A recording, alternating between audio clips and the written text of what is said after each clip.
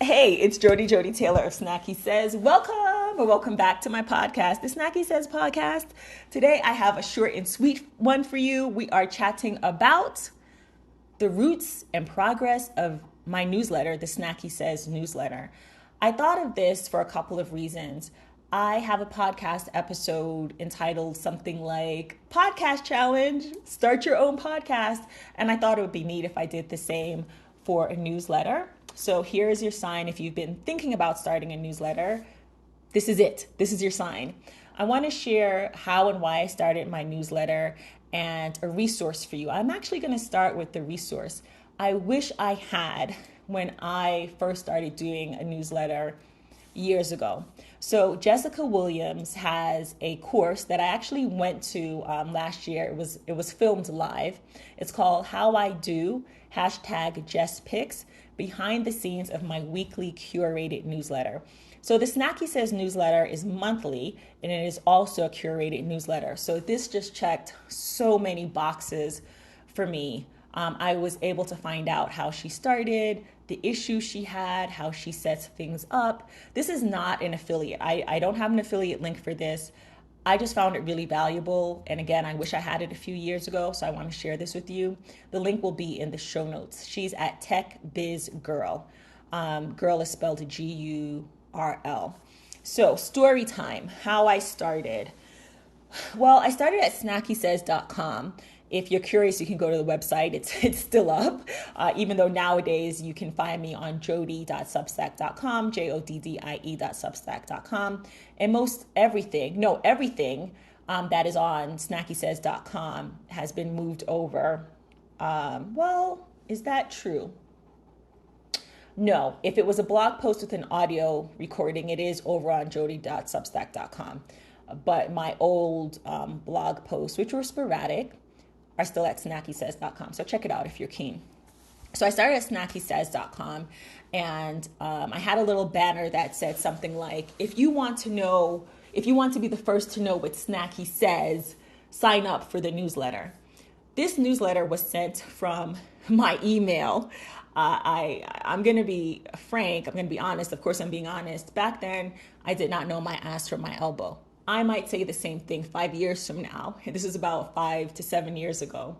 So I was sending these kind of story time emails from my inbox. Stuff like, hey, I'm going to Taiwan. Have you been there? If you are there, do you want to meet up? It was more story timey. Fast forward to 2020, it became more of what it is today, which is a curated newsletter.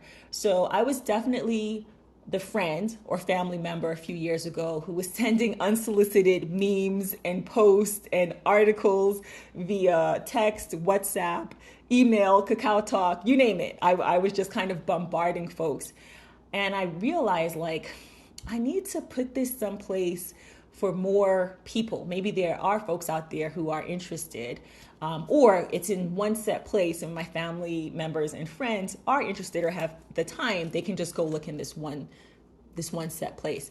And instead of bombarding them with 20 things, I'm just gonna put the 5 things that I really wanna share. So that was the basis and foundation. I also wanted to make money. I didn't know how, but I knew that folks could monetize newsletters and blogs or blog posts. It served as a creative outlet. I mean, there are so many reasons. And when it was more story timey, it was like a journal, like a slice of life. So in the curated version of the newsletter that's available now and exists now, I do have slice of life. I do a show and tell, things I want to put on folks' radars, things that I talk about on the podcast, like my favorites. There's a bit of that in the newsletter. The other thing that happened fairly quickly was that it became an audio newsletter. I've always been more comfortable speaking than writing. I think it's just easier to hit record. At the same time, if you go and look at my original Snacky Says post, I think my writing has improved. So I think.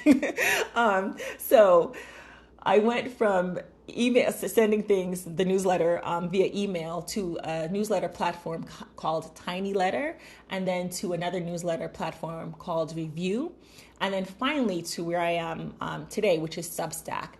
What I like about Substack is that I can house the podcast, SnackySays Podcast, and the newsletter, SnackySays Newsletter, on the same site. I can also add things like my favorites tab, which is up now. So if you want to, in one place, instead of being split up in different podcast episodes and newsletters, you can see the things that are my favorites that I use and I recommend and I love. I'm going to continue to add to it, but the tab is there if you want to check it out. I also have a new tab called Lock, Stock, and ... or ellipsis. Hopefully you filled in the blank, lock, stock, and barrel. So it's everything that I offer. So you can work with me. You can become a paid subscriber to the Snackers private podcast, or you can support my content creation. So you can click on that tab. I have an About Me tab. Everything is on Substack. And of course, if you have any questions, please shoot me an email at Joddie@SnackySays.com. That's JODDIE @SnackySays.com. I'm expert enough. If you haven't started your newsletter, maybe I can answer a few questions for you, and I'll make a podcast episode out of it. I won't say your name. I'll just say I got a question, and I'll answer the question on the podcast. So that's a rundown of my experience starting a newsletter. And why do I keep going? Sheer habit. And it's fun. And I like the idea of sending out the newsletter to my subscribers. And I hope that they find something they're interested in. And if you're not a subscriber, maybe you look or read through the newsletter on Substack. I appreciate you too. Even if you just wander onto the site one time and you find something that is funny or useful or practical or that you didn't know before, check, job done. Okay, I said it'd be short and sweet, right? Yeah, that's how I got started, why I keep going. You don't need a good reason to start a newsletter. I talked about my experience, but maybe you just want to, just because. That is cool too.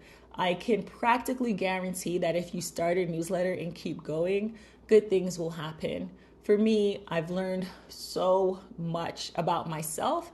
I've improved my skills, including my writing skills, which I didn't think were that great. I actually think I'm a better editor. If you give me something you've already written, I promise you I'll improve it. But that's easy, right? It's easy to improve on something that someone's already done. It's harder to write from scratch, but I do think I've improved in that area. And I'm sure that if you start a newsletter, you'll improve in your own ways. Okay, thank you so much for listening. If you haven't already, please subscribe at Joddie.substack.com, JODDIE.substack.com. If you enjoyed this podcast episode or any of my podcast episodes, please share with a friend or three. Thanks for listening.